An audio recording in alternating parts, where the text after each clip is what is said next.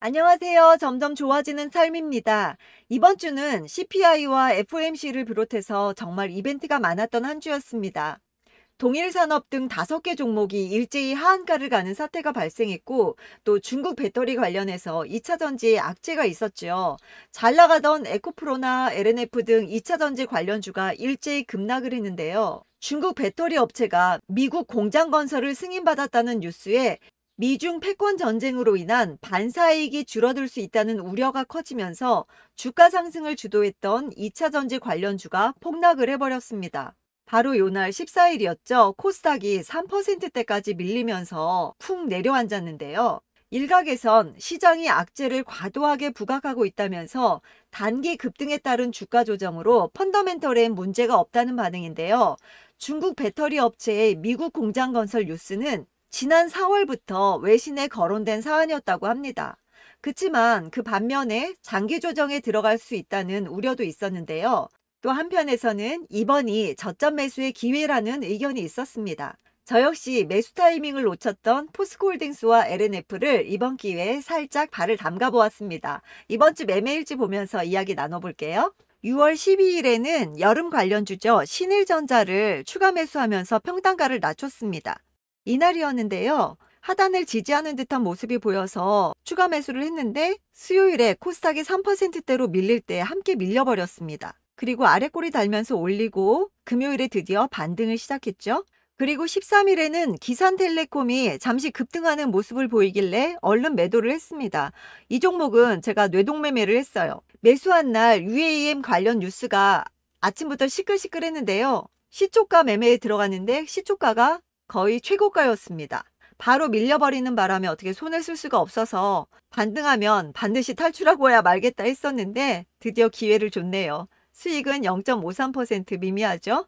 그리고 미래나노텍 이날도 역시 리튬주의 급등이 있어서 제일 오르지 않은 미래나노텍에 들어갔고요. 25,150원에 들어갔고 리튬주는 워낙에 변동성이 심해서 단기 매매로 생각하고 들어갔습니다. 그리고 동진세미캠 요즘 반도체주들 흐름이 좋기 때문에 물려있는 종목이라 평단가 낮추기 위해서 물타기 들어갔고요. 37,350원에 매수를 했습니다. 그리고 SK 하이닉스 이날도 주가 흐름 좋았는데요. 12만원에 또 수익 실현을 했고요. 6.83% 수익이었습니다. 그 전에 일찍 판 게 너무 아깝더라고요.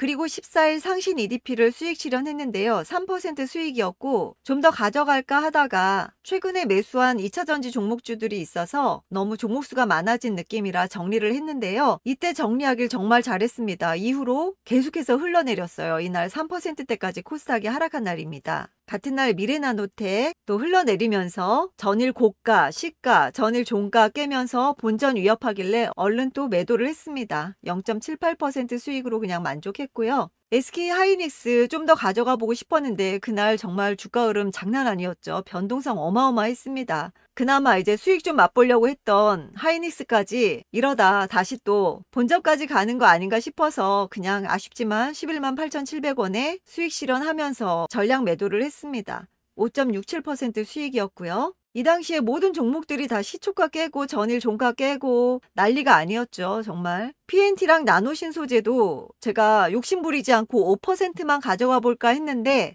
3%대에서 그냥 무너지더라고요. 이날 우르르 지수 빠지면서 전체적으로 하락 분위기였죠. 그냥 본전 위협하길래 0.86%, 0.07% 눈물을 머금고 그냥 매도를 했습니다. 수익 욕심부리다가 또다시 마이너스 전환할 것 같아서 수익보다는 그래도 잃지 않는 투자가 더 중요하지 않을까 싶어서 아쉽지만 다음 기회를 기약하면서 매도를 했습니다. 역시나 그 후로도 엄청나게 빠지더라고요.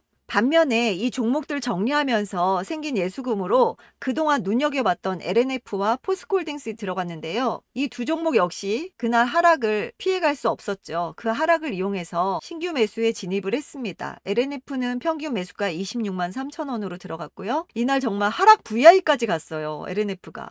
포스코홀딩스도 39만 원 당일 저가 근처에서 매수를 했습니다. 그리고 오픈엣지 테크놀로지 역시 하락할 때 분할 매수하면서 물량을 좀 늘렸고요. 그리고 15일에 LNF를 추가 매수했고요. 장 초반 회복하는 모습을 보고 분할 매수에 들어갔습니다. 그치만 에코프로 그룹주를 비롯한 타 2차 전지주에 비해서 회복력이 약한 모습이었어요. 그리고 LS와 LNF가 새만금에 1조 원을 들여서 전구체 공장을 짓는다는 뉴스가 있었는데요. LS는 급등한 반면에 LS는 거의 10% 정도의 상승이 있었는데 거기에 비해서 LNF는 상승이 약했습니다. 3%대로 마쳤고요. 그래도 아래 꼬리 달린 양봉으로 마치면서 조금 희망을 보여줬습니다. 그리고 어제 16일에 파세코를 비롯한 여름 관련주들의 움직임이 조금씩 시작되는 분위기를 느낄 수 있었습니다. 그래서 파세코와 신일전자를 제가 가지고 있는 종목이었기 때문에 추가 매수 들어갔고요. 신일전자 계속 하락하는 모습 보이다가 금요일 코스닥 하락에 쿵 주저앉은 다음에 아래 꼬리 달리면서 올리더니 금요일에 드디어 반등하는 모습을 보여줬습니다. 파세코 역시 하락세를 보이다가 이제 주춤하면서 돌렸죠. 역시 3%대 상승으로 마무리했고요. 또 드라이아이스로 유명한 태경케미컬 역시 요즘 계속 상승하는 모습을 보이고 있습니다. 뿐만 아니라 전력주들 이야기 있죠. 지지부진한 모습을 보이던 광명전기 역시 3%대 상승이 있었고요. 꾸준히 우상향하는 모습을 보였던 재룡전기나 일진전기 역시 전고점 돌파를 눈앞에 두고 있습니다. 이제 드디어 시작하는가 싶어서 저도 추가 분할 매수에 들어갔고요. 그리고 백광산업 이날 핫했죠. 제가 장 초반에 뭔가 돌리는 분위기를 보고 단기 매매 생각하고 얼른 들어갔는데요.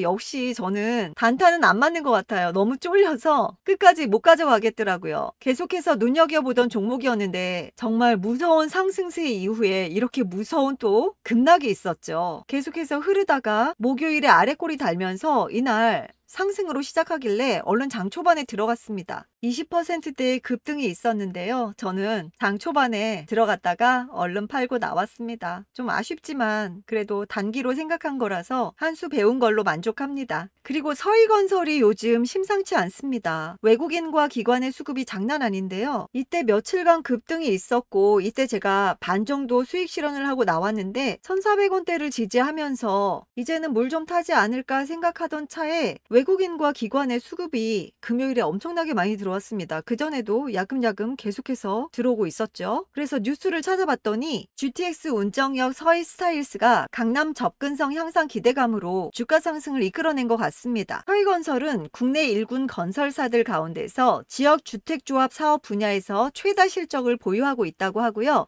지역주택조합 사업으로 총 수주의 규모가 10조 원에 달하는 지역주택조합 전문 브랜드 서희스타일스를 보유하고 있으며 지역주택조합 플랫폼 서희고집을 론칭 및 운영할 만큼 지역주택조합 사업 분야에서 풍부한 노하우와 경험을 갖추고 있다고 합니다. 이 GTX 운정역 서희스타일스의 가장 큰 장점으로 강남 삼성역까지 20분대에 이동할 수 있는 GTX-A 노선 운정역을 가까이 품고 있다는 점인데요. 지역주택조합의 특장점인 합리적 가격을 제시하는 만큼 GTX-A 노선 개통의 최대 수혜단지 중 한 곳으로 꼽힌다고 합니다. 지난번 인천 아파트 수주도 그렇고 최근에 좋은 뉴스들이 많이 나오고 있죠. 계속해서 좋은 흐름이 나오기를 기대해 봅니다. 정말 정신없을 정도로 변동성이 장난 아니었던 한 주였는데요.